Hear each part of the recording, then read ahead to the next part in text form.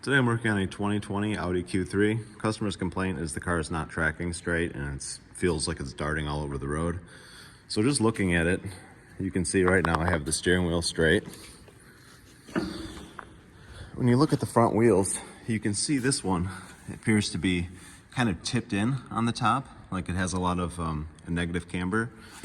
And this edge of it basically appears to be pushed in. So it looks like it's towed in and also pushed in. So something I like to look at when I see this is the distance between the tire and the strut. So look at the distance right here. See, my flashlight won't fit between the strut and the tire.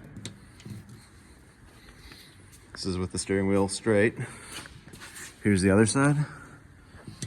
Fits in there, so something's going on here. I'll show you something to check for on cars like this, Audis and Volkswagens, and basically any other car that uses this suspension design.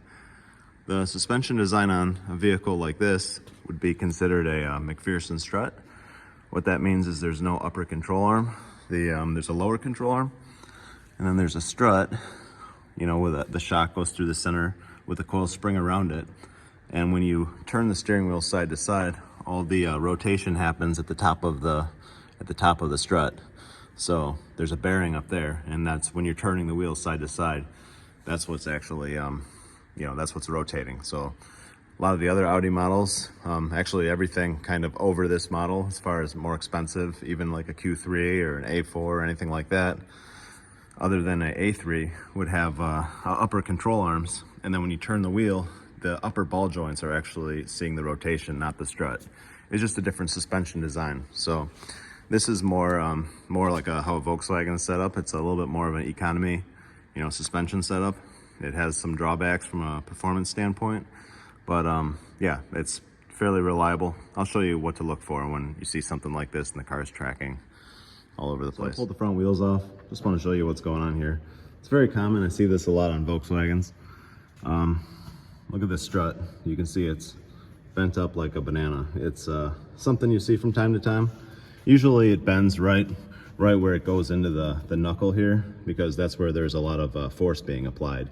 It's held here, it's fixed in this position, and then when you hit massive, pothole or a curb or something like that, all the load is transferred into this, because you have the spring pushing down on the strut, and then the ball joint out here, and there's a lot of force pushed inwards. I'll show you on the other side what I'm trying to say. Yeah, right here you can see that with this being fixed and then the spring continuously pushing downwards, and the ball joint being out further, outboard, whenever you hit something large here, there's a ton of force being applied right at this area here. And this is a huge cast piece of aluminum. It's very heavy duty. I've never seen these really distort or anything like that. So the only thing that can happen here, and what I always see, is the strut being bent. You could also bend these lower control arms, especially these stamped steel ones, but for some reason you don't see it that often.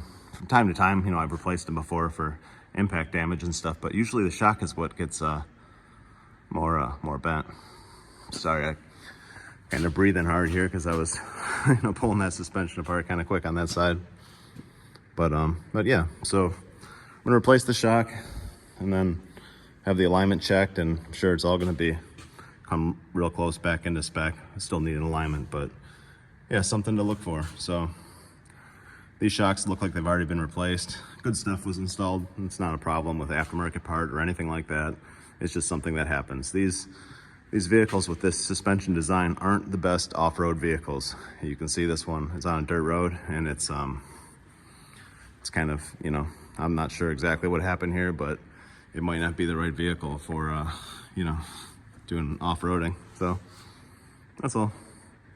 Thanks for watching.